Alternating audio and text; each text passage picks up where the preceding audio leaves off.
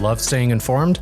Subscribe now and get unlimited access to local news, weather, and sports for just 99 cents a month for your first 3 months at inforum.news/join. Read every story, listen to every podcast, and download the apps that keep you informed and on the go 24 hours a day. So head to inforum.news/join right now to subscribe. What are you waiting for? Get 3 months of local news for just 99 cents a month at inforum.news/join.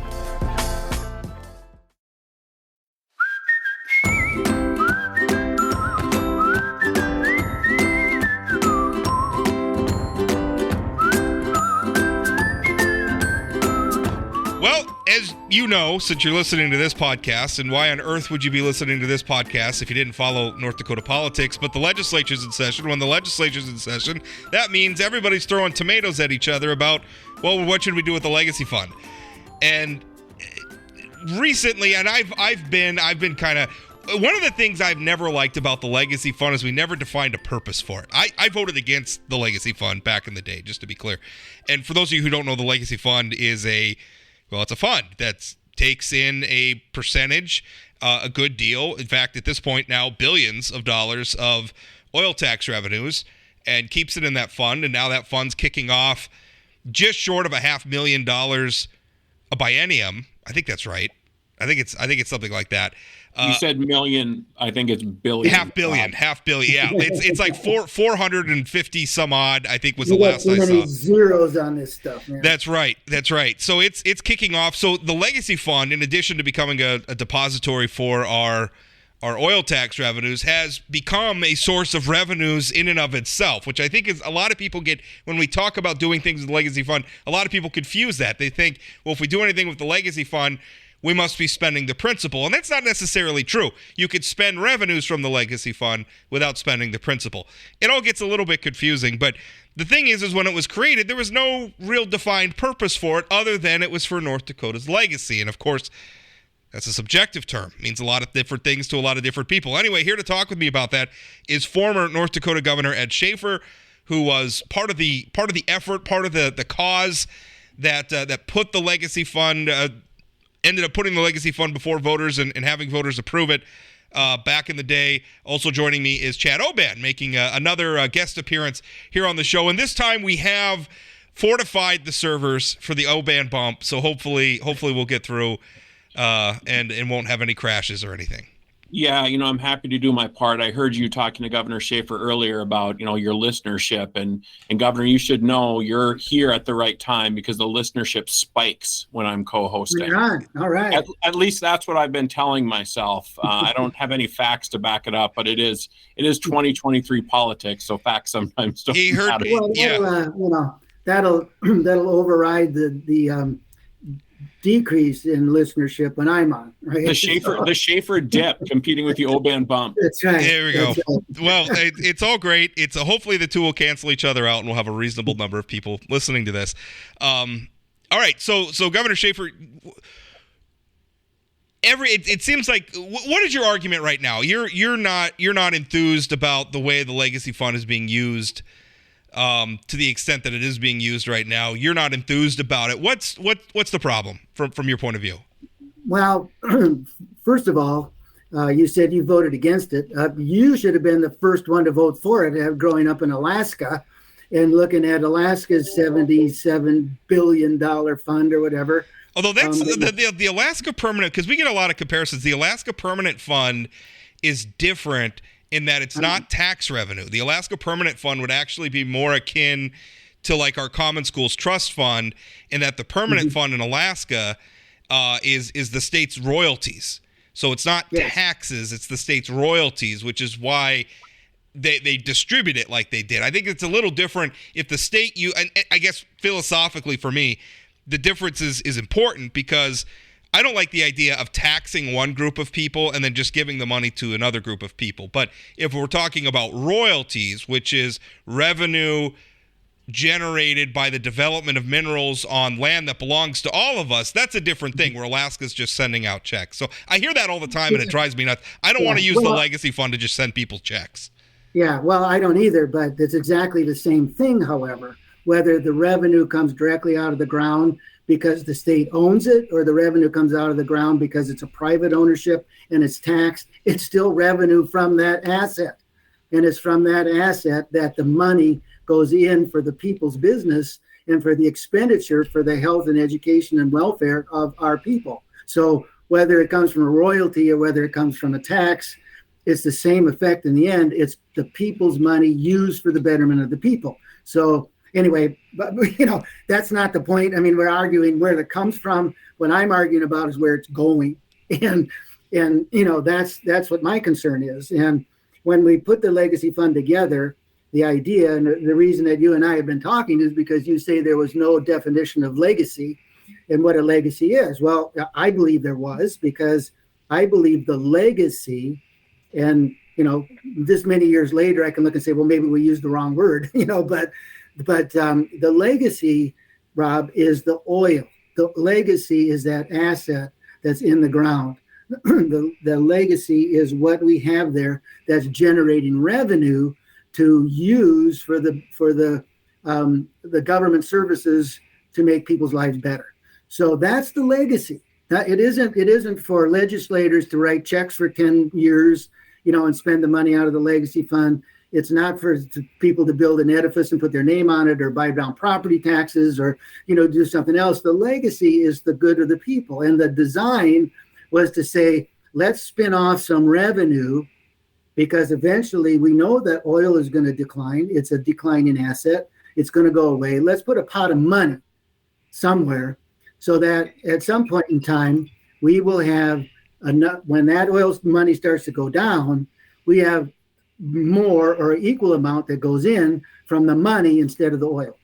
And that money, in my opinion, was meant to go to the general fund. It wasn't to be spent. It was to say the earnings, that's what's in the language, the earnings go to the fund. Now, legislators have changed that, Rob. First of all, they don't do the earnings, they do the value. So they, it's not the earnings on the fund, it's the value of the fund that they take a percentage of. Secondly, they're not spending earnings, they're spending future earnings. They're not banking these earnings and saying, here's the money that's in the bank account now, we can put it in the general fund and spend it. They're spending it 20 years out, and it hasn't even been earned yet. Well, that's irresponsible, in my opinion. And the third thing is, when you dedicate the dollars to specific expenditures, specific projects, you take away the legislators' work. The idea was saying, let's put money in the general fund. Every 2 years, we have money in a general fund that legislators figure out how to put into our education, into our healthcare, into our safety, into our way we do our lives. They figure out how to do that. That changes every single session. Sometimes you put more money into human services.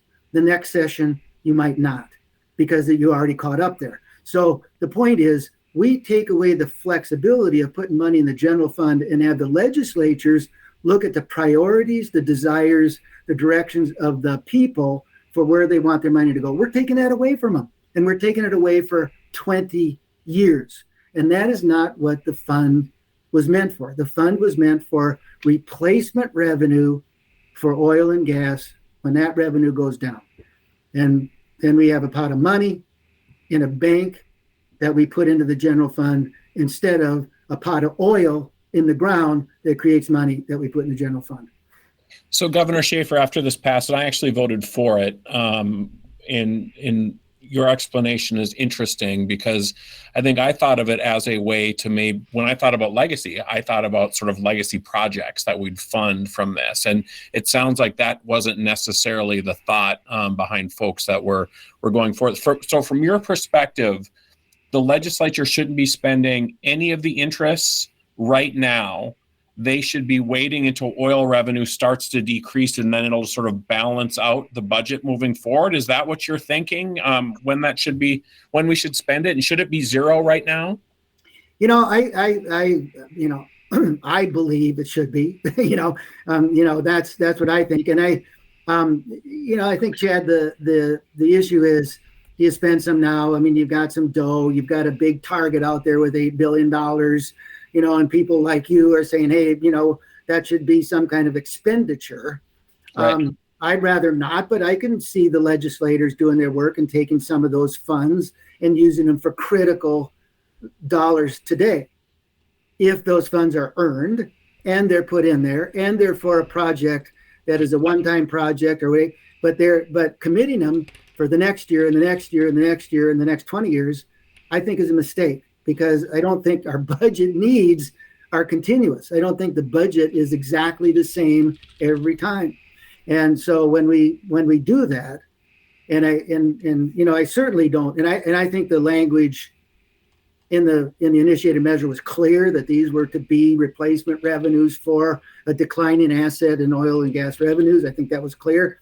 But legislators today seem to be saying, I want my legacy to be a hero in my hometown when I say I spent down on property taxes, even though I spent $7 billion already trying to do it and made no progress. So, it wasn't meant for somebody to say, I'm going to build a building and have my name on it. It wasn't to say, I'm going to have a presence in Washington, D.C., with some kind of initiative that we fund out of the fund, because then I get a big, I'm a hero and I have a legacy of, look what I did in office.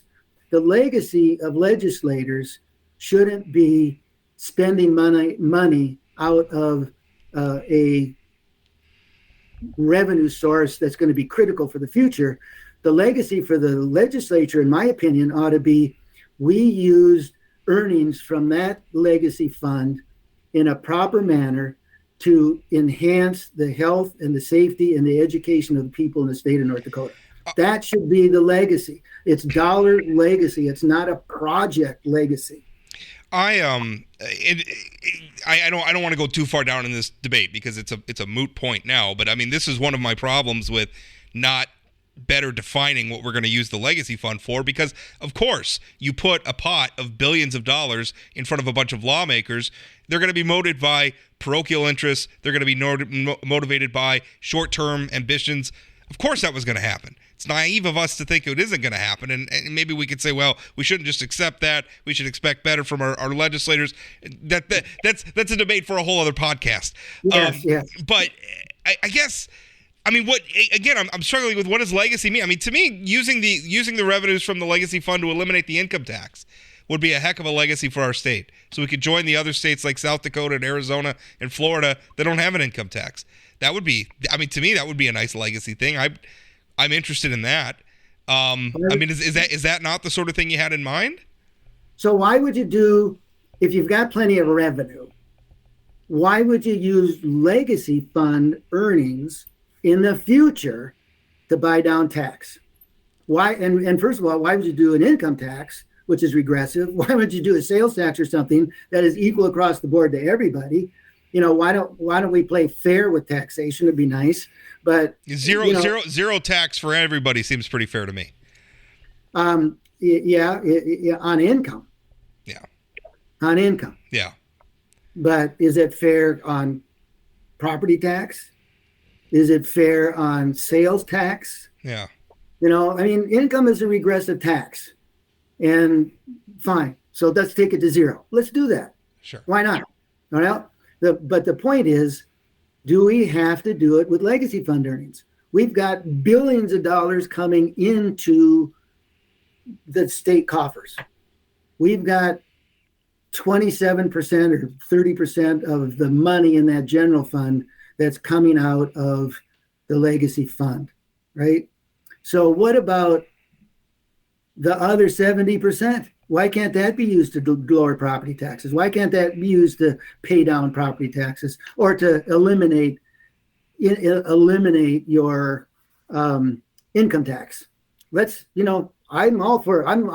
ready to lower any tax we can, right? You know me, I'm for lower taxes, but I'm not for lower taxes at the expense of future earnings that are going to be necessary when the taxes from oil and gas go away that are funding our government today. And if we spend our money today, or if we spend what we think is going to be the future money, we're planning on a 6% earnings over the next 20 years. Is that going to happen? Does our economy go down the tubes? Does it go up? Does it cycle? But if we plan on that, if we plan on a 10% growth in government, which we seem to be doing, you're not going to be able to take the legacy fund dollars that are generated at the time and pay for our government. So what do? You raise taxes or you cut programs. Those are your two options. And why would we want to plan to do that 10 years from now? Why would you do that? Well, and I think one of my concerns, we're sort of talking about the income tax cut and eliminating the income tax cut, sort of is what you're talking about here. I mean, this is going to be done based on the fact that the legacy fund has revenue to replace that revenue if we get into trouble. It wasn't that long ago when we were doing allotments, when oil prices went down and our revenue situation was much different. What happens in 6 years if we've eliminated the income tax and all of a sudden we go down a bad hole again in revenue? They're going to use the legacy funds to fill that hole, correct? I mean, Chad, you and I don't agree often.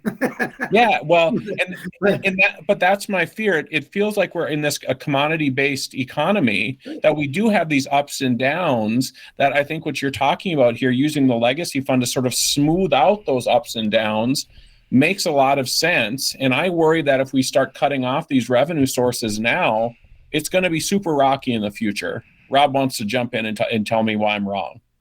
Well, I just, as you were talking, I pulled up the North Dakota Treasurer's website just because it's a ready reference for the laundry list of state funds that we have that have billions. I mean, it's not just the legacy fund. The Common Schools Trust Fund has $5.8 billion in it. Kicks off $421 million a year.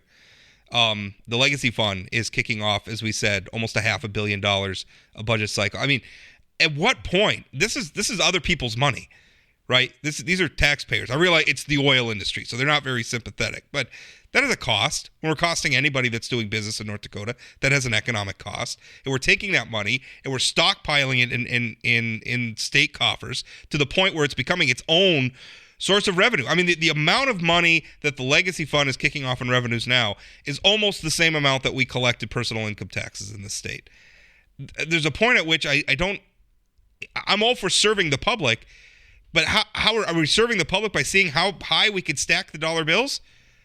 I mean, at what point, Yes. And also I'm a little afraid of using the legacy fund to disconnect people from the cost of their government. But here's the point that you just made, Rob. Okay. You look at the Common Schools Trust Fund. Right. Look at the water funds. Look Right. at all those funds. Where are they getting funded? They're getting funded from oil and gas revenues. That's the point. And so when oil and gas revenues start to go down, guess what? They start to go down. And what are you going to replace it with if you don't have that pot of money there in the future? What are you going to replace it? So the critical issue here is, at what point in time do the revenues gained from the money pot meet or match the revenues gained from oil? When those two are equal, then you start declining oil and gas revenues and filling the hole with the money pot. Is there, because, and I don't mean to, I've asked two questions now, Chad, I'm sorry.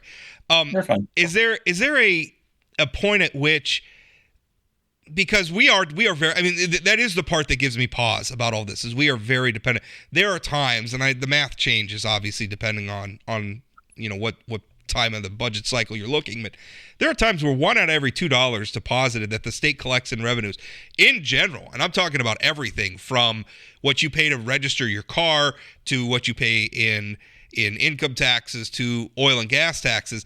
$1 out of every $2 in revenue that the state comes from oil and gas. And I'm not talking the indirect impacts where oil workers obviously pay the sales tax and pay the income tax and everything. I'm talking about just direct revenues to the state from oil and gas taxes, $1 out of every $2. We are massively dependent on oil and gas. And that does scare me because I don't know what happens. I don't know that the legacy fund, even if we'd redeposited every dollar back in, I don't know that it's enough to offset that addiction. The other side of the coin is, at what point do we need state government that we can afford? And that's what worries me about disconnecting taxpayers from the cost of their government is, we got to get back to where oil and gas is paying all the bills right now, and it's easy living, and it has been for a while. I think there's a reality check coming, and I guess I'm in favor of leaning into the reality check. Well, there's tons of questions, and we need 3 hours here, guys. Right? We do. We really do.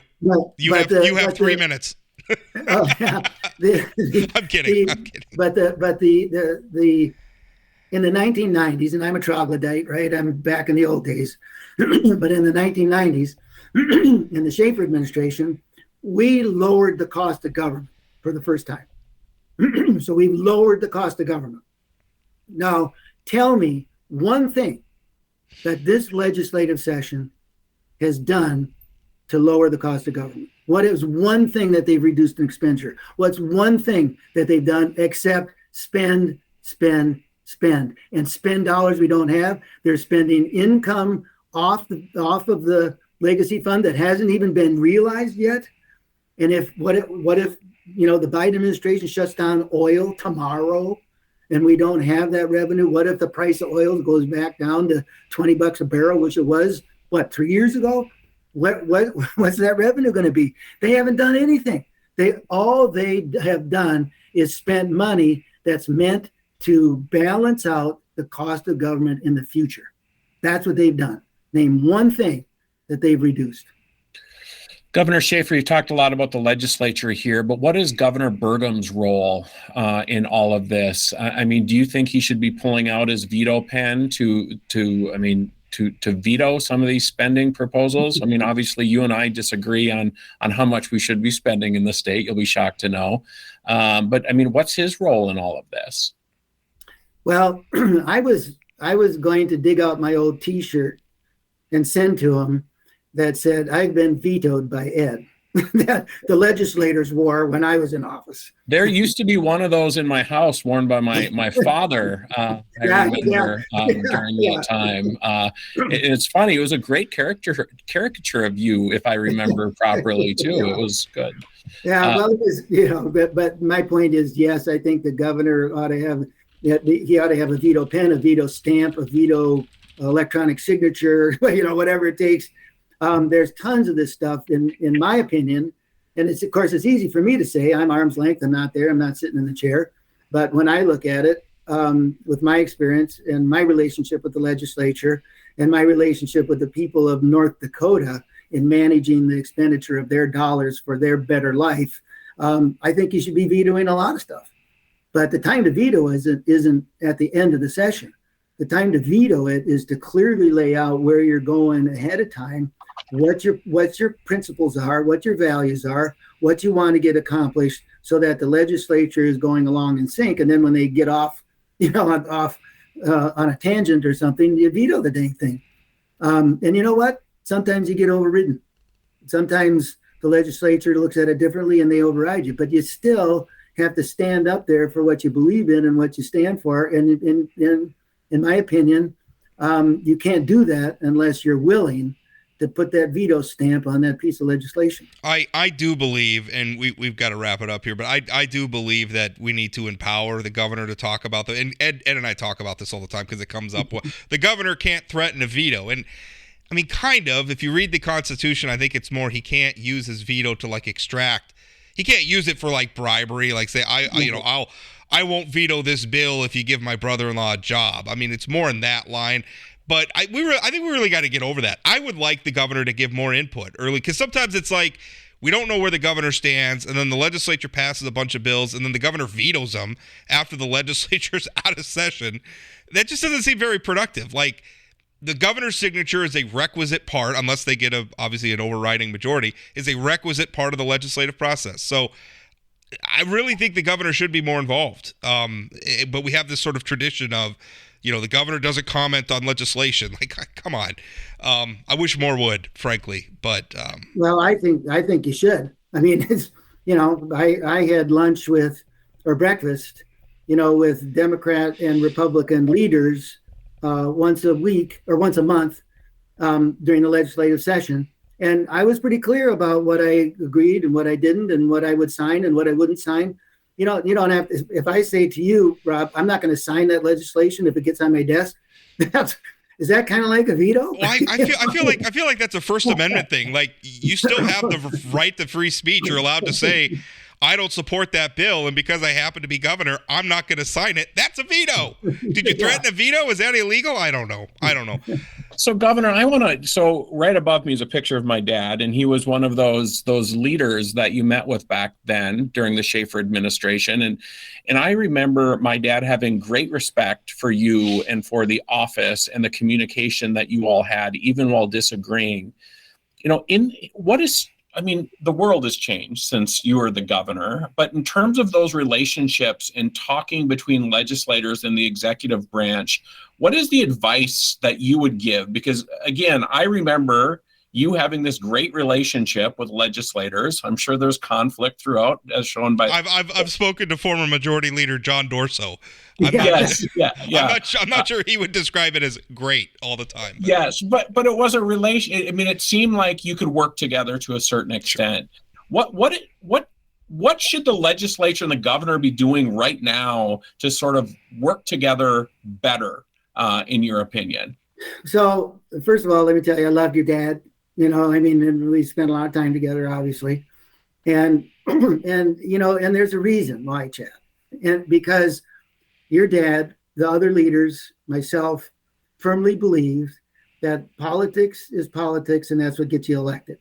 But when you're sitting in the chair, your responsibility is to represent the people, not your political party, whatever. You're there to represent the people and do what's right for the people. And in my opinion, unless you get in a room and you're willing to listen to someone else's idea, or if I can disagree with Rob on what a legacy is, or whatever the case may be, you don't get a good product.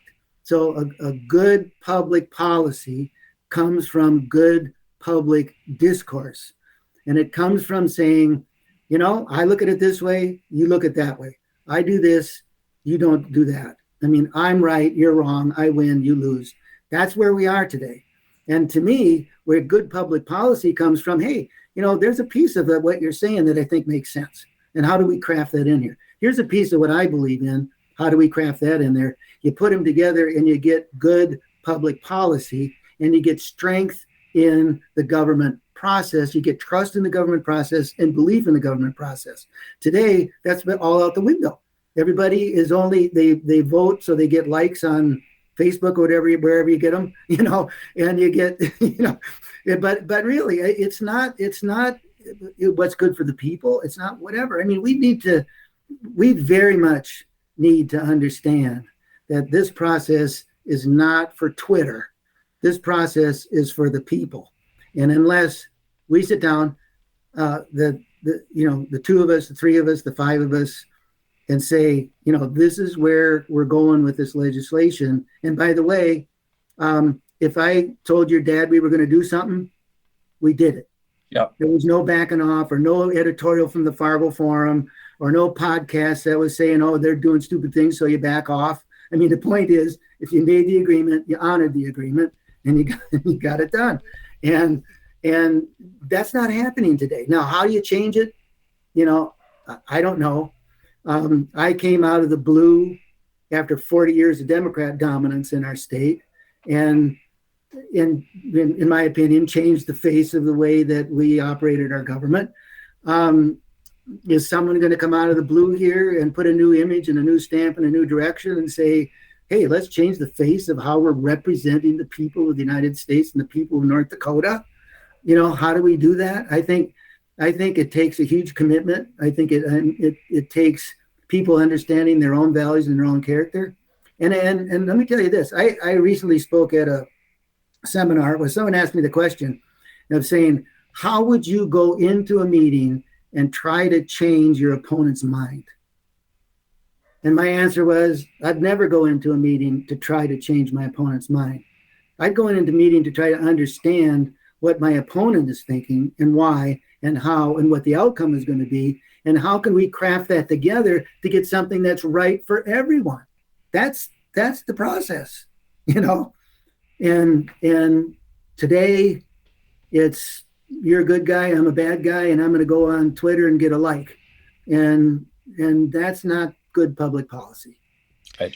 Well, Ed, I appreciate you coming on, and we kind of veered off into something, but Chad and I on this podcast, we spent a lot of time talking about just that, about how much politics has become, like you said, it's in pursuit of some weird inputs where, like you said, being popular on Facebook or Twitter or whatever. It's kind of like the C-SPAN effect writ large, right? Remember when they first put the cameras in Congress? All of a sudden the speeches got longer and more dramatic and theatric, and now it's like everybody's on C-SPAN now all the time, except it's Twitter and Facebook, etc. Anyway, another topic we could do a whole podcast another about. Topic, but just to finish up, let's do this. Since you and I disagree on what a legacy is, Yeah. Why don't we define what a legacy is? I think that would be good. I'd be for that. Let's do it. Yeah, let's have a good conversation about that. Ed, thank you so much for your time. Thank you, Governor. Thanks, Chad. Thanks, Rob. Good to be on with you. Hi, everybody. I'm Chad Cool, host of the Northland Outdoors podcast. Hey, here in the Northland, we love our time outside. And on the Northland Outdoors podcast, we're going to talk about all of it. Not just fishing, not just hunting, but mountain biking, camping, rock climbing, bird watching, you name it. We're going to have it on the Northland Outdoors podcast. New episodes every 2 weeks on Spotify, Apple Podcasts, wherever you get your podcasts.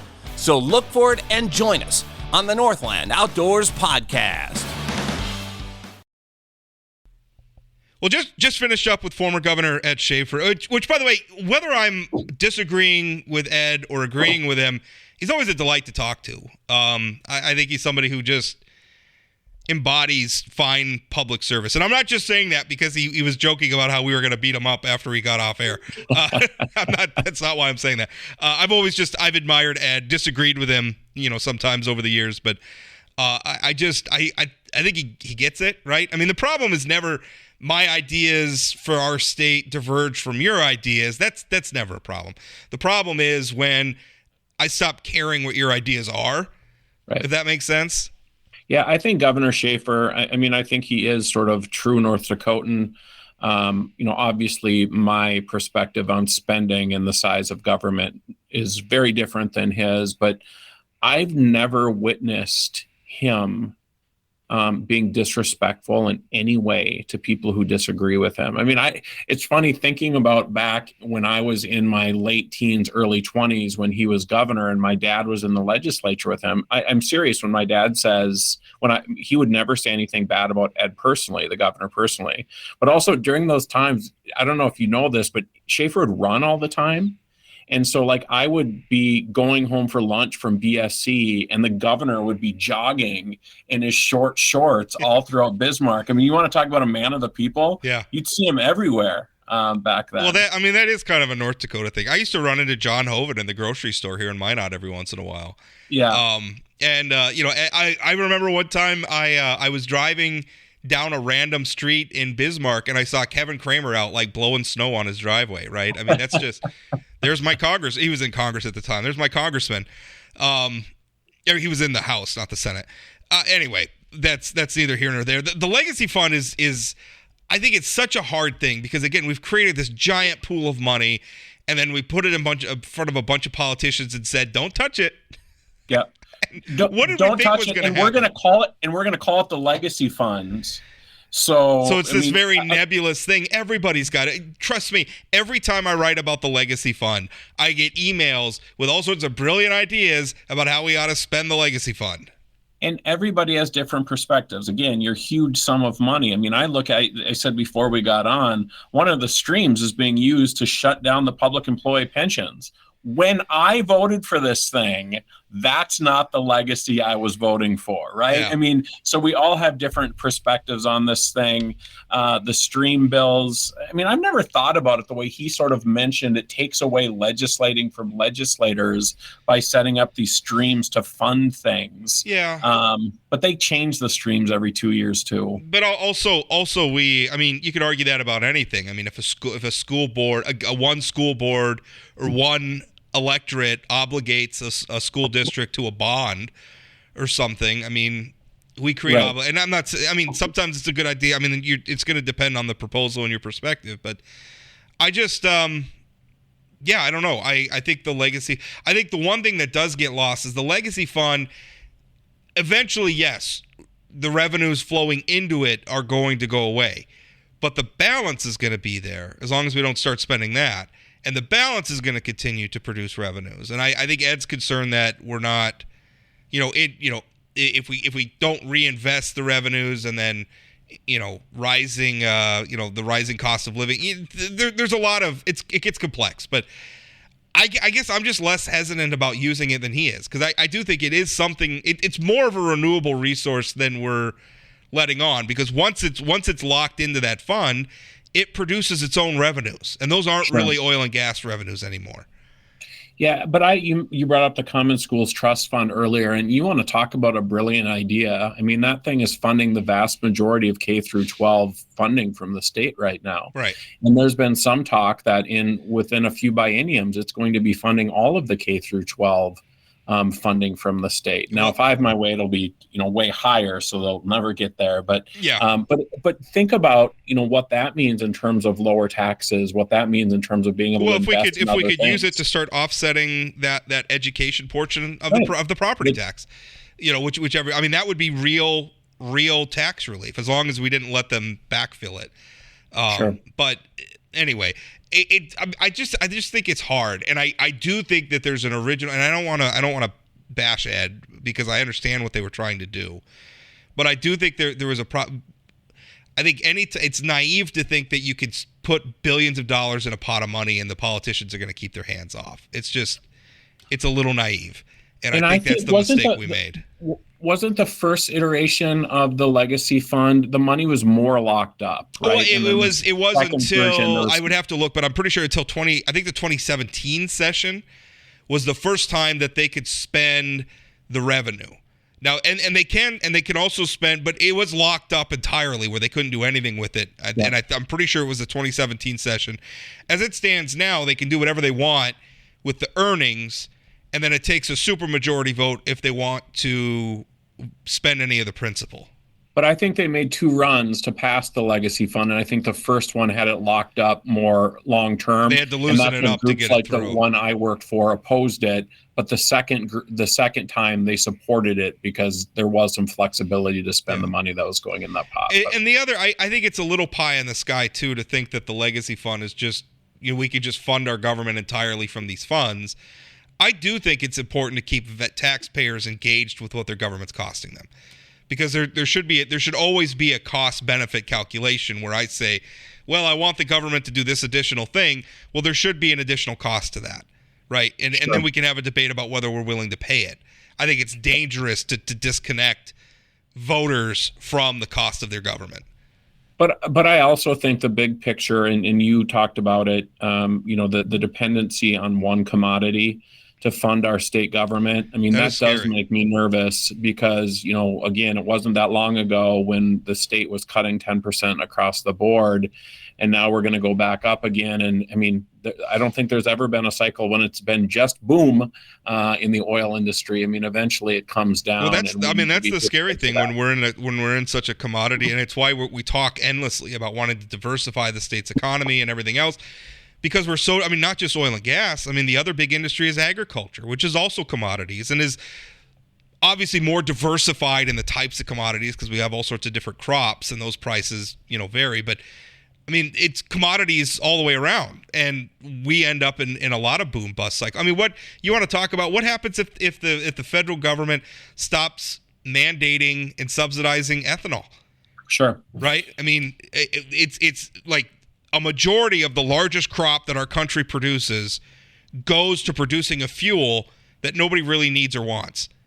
So I thought it was interesting. I went to the March budget forecast that the legislature had last week. And just so listeners know, there's two different budget forecasts, one that's paid for by the executive branch and one that's paid for by the legislative branch. Which given how in the past, how far off the executive, I'm glad we have more data points.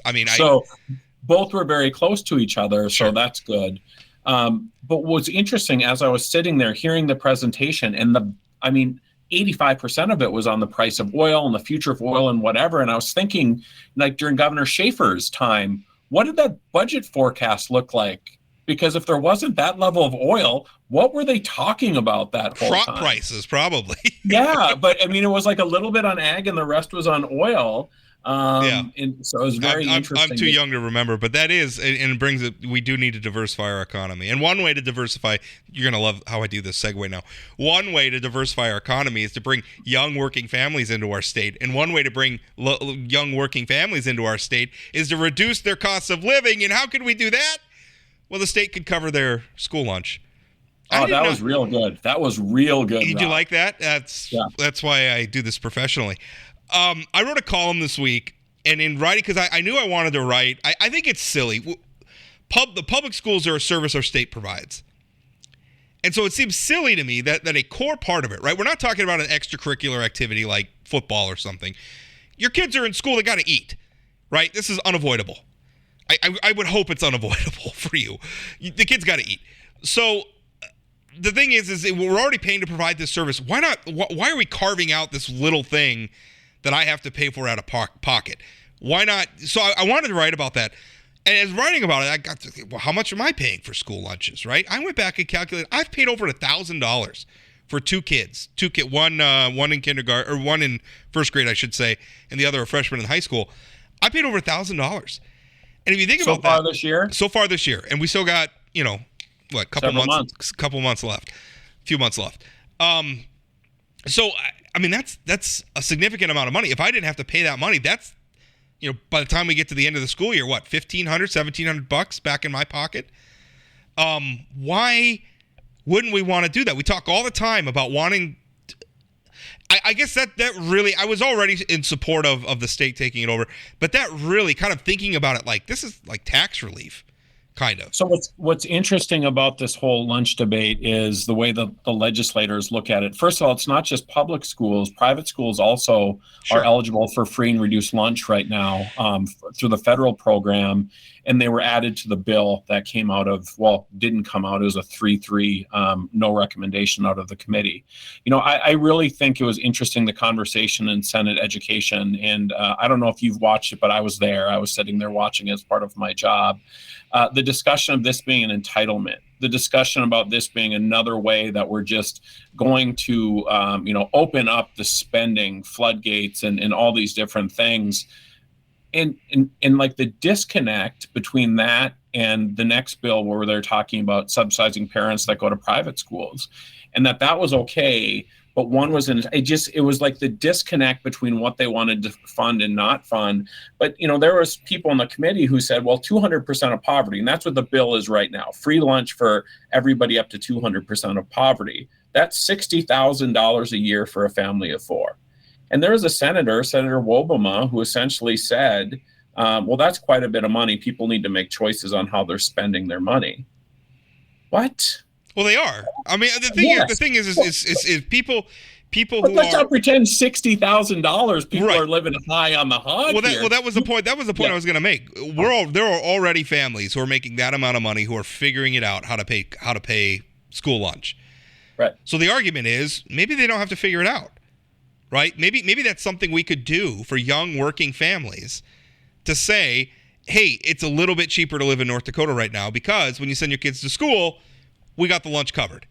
And that's going to be worth, depending on your situation, 500,000, however many kids you got in school. And Rob, you know how much we pay for my son for his lunch? How much? $0. He goes to a school that's Title I that qualifies for everybody to get free meals. So it's not means tested. Everybody at that's because there's a breaking point where like 60% of the kids are on free and reduced where everybody gets free. We can do this. I mean, this isn't like it's some complicated thing. And it's only $6 million only. I should be careful. It's $6 million to provide this benefit to this group of folks. And I'm with you. I think we should do it for everybody. Well, if we have mandatory school. What the figure that Chad just cited is the pared down where it becomes a grant program, essentially. And so it's not universal. We're basically expanding the number of people who would be eligible for the federal program for free lunches, the number of students. The original bill which I would be fine was. And I think the price tag on that was like 80. I think it appropriated like 84, 85 million. 89, I think 89, it was. Okay. Something like that. That was the cost of doing it for everybody. And I know $89 million is a lot of money. It's not a lot of money in the context of what we spend on education overall. And again, that's money that goes right back into the pockets of North Dakotans. Now, not all North Dakotans, but I think it's a pretty sympathetic group of North Dakotans, which is families with young kids, young families with young kids. Why would we not want to help them out? Yeah, and again, we don't charge for a kid to have a Chromebook or a computer in their class or books and that kind of thing, which is an important part of education, obviously.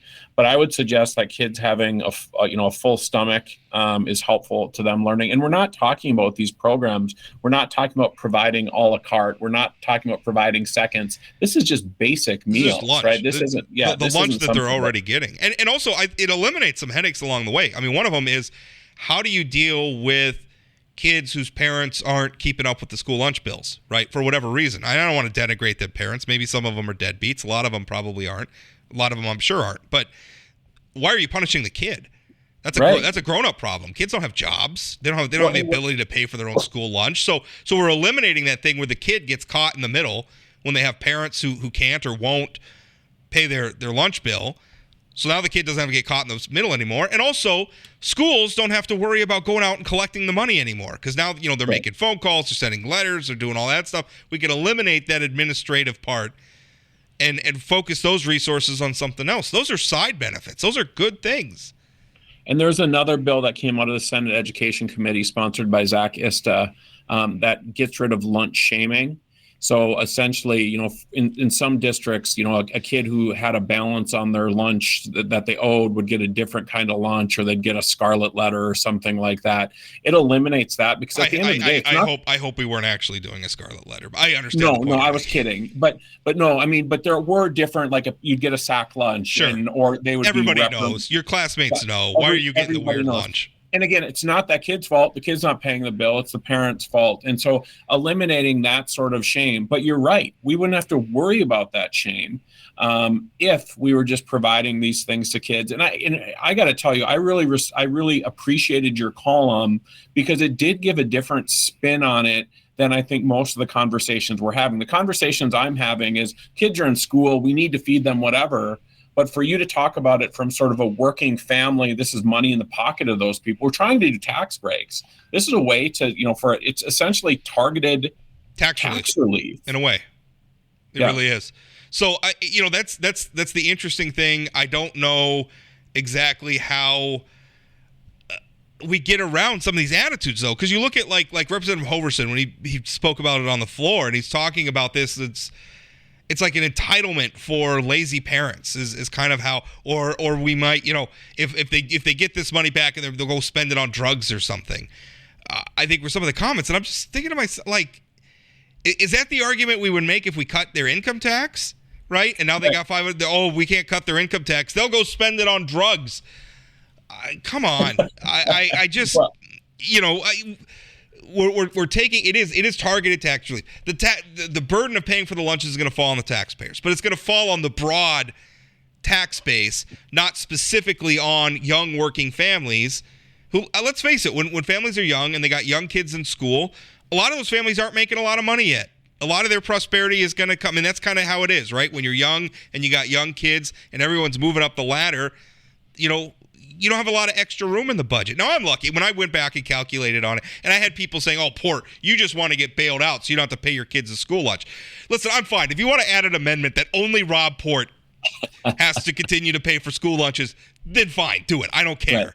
I can afford to pay for my kids' school lunches. I'm just thinking, boy, there's a lot of families out there that would be helped by having another $500, $1,000, $1,500 in their pocket. Well, and Rob, I just sitting in the Senate Education Committee yesterday and hearing some of the comments from Senator Wobema and Senator Beard about how this is an entitlement and other things. And then I had that picture of Tim Walz. You see the picture of Tim Walz signing the universal lunch bill where all the kids are hugging him and whatever. The politics of this, Rob. Yeah. I mean, on one hand, there's clips of North Dakota state senators saying these kids don't need to be fed. Why would you not want that Tim Walz moment if you're a politician, for God's sakes? I mean, it was gold. I'm not, the kissing babies thing of politics. I understand what you're saying. Yes. I don't find the political argument persuasive. I think they ought to do it because it's good policy. It's good policy. It happens to also be great politics as well. It does. I mean, it's going to appear like some of these senators are turning their backs on kids who want meals, or need meals. We're all about protecting kids from librarians, though. Yeah, right. About librarians, and we're also all about giving parents the fundamental right for everything in their kid's life. But we can't trust them to have that lunch money in their pocket because they're going to spend it on weed and prostitutes or something like that, or violent video games or something. I don't know. It's just a bizarre juxtaposition because you're like, I want to protect kids from books about gay hamsters, but I don't want to pay for their school lunch. But they're going to be hungry while they're not reading about gay hamsters. And I think there is a conservative argument to be made about this. I understand it is an increased appropriation, but a lot of conservatism isn't necessarily about just cutting government everywhere. It's making government work better, right? So if we're saying, listen, we're just going to pay for the lunches, right? That means the school secretary doesn't have to spend any time calling people who haven't paid their lunch bills.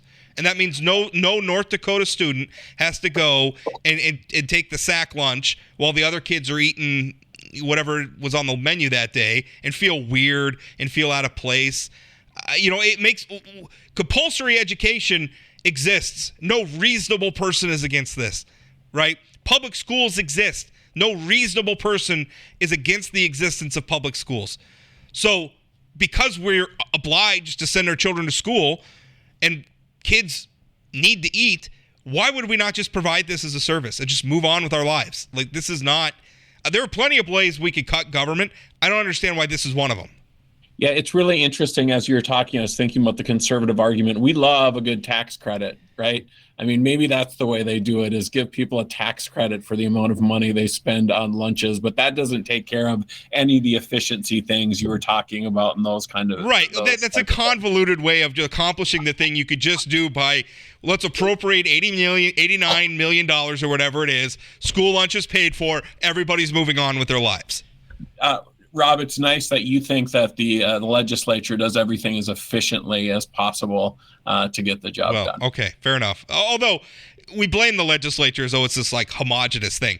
There's a lot of people there who are trying to do a lot of things, and it's a product. I always say too, like, you know that old saying, like the Florida man thing.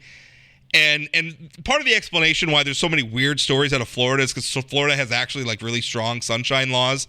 And so the news media there can report on these things that happen more quickly and more thoroughly than maybe media in other places. Like, that's a good thing, but it gives Florida a bad. It's kind of the same thing with the legislature. We have such an open process. If you ask a lawmaker to put a bill in for you, they'll probably put it in for you, even if they don't necessarily support it, because we have a very open process. But part of that means we spend a lot of time talking about dumb bills because they can't be killed in committee. Every bill gets a hearing. Every bill gets a vote. Yeah, I think that's true. And I often tell people at the beginning of legislative sessions, you're going to hear a lot of stuff about crazy bills that have no chance of passing. Don't get worked up. Don't get sucked into this. There's a lot of important stuff that's happening while everybody's focus is over here on this. You'll notice like the book ban bills, I didn't really say anything about them until they passed their respective chambers. And then it was like, okay, all right. These are real. This is real. Now we got to... In last session, I had the same thing that happened on the mask mandate, getting rid of the mask mandate. It's like in the first chamber, it's like, this is silly. It's going to get defeated. Then all of a sudden it's like, oh my God, this has a lot of momentum. Yeah. And then it passed. Right. And it's harder to identify what's real and what's not real right now with the current division in the legislature. But I want to go back. You're right. Not all legislators are doing this stuff. There's lots of important work that's being done and a lot of serious lawmakers up there. Yeah. So anyway, I hope. I mean, I guess now that this bill's been pared down, I hope we pass the one that has this $6 million grant program. But honestly, put the money back in. Let's just pay for it. But the $6 million program got a 3-3 no Right. committee So even that's recommendation. gonna be a Now it tough one. goes to the floor, has to pass the floor, then go to appropriations, then go back to the floor. I mean, it's going to be a bumpy road moving forward. And one of the things that comes out in spending time with the legislature is the lack of diversity in age and different people's stations in life shows up in things like this. Because people think, I never got help. Right. I didn't get help with childcare. I didn't get, and there's like a lack of understanding. There's very few parents that are in the legislature right now. Like Michelle Axman has become in the Senate the person who has kids in school. And so she has to often speak for all parents on these things. Yeah. Well, and some of that's understandable. It's hard to understand. If you're not living it, it's hard to understand it. That's a constant struggle, but it does speak to, why don't you understand what a burden school lunches are? And I literally got an email from a reader like that, and I know we got to go, but I got a reader saying, I had making that exact argument, like I had to pay it. It's like, I guess we can't ever do anything then. We can't lower taxes because you could say, well, I paid the higher rate for 30 years. You can do it, right? Like, I guess we can't do anything. All right, Chad, thank you so much. Great show, and we'll talk again.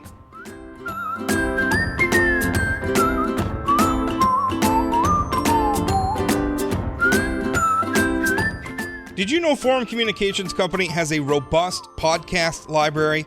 At inforum.com/podcasts, we have everything from politics, sports, true crime, outdoor adventure, and more. Visit inforum.com/podcasts and explore them all today.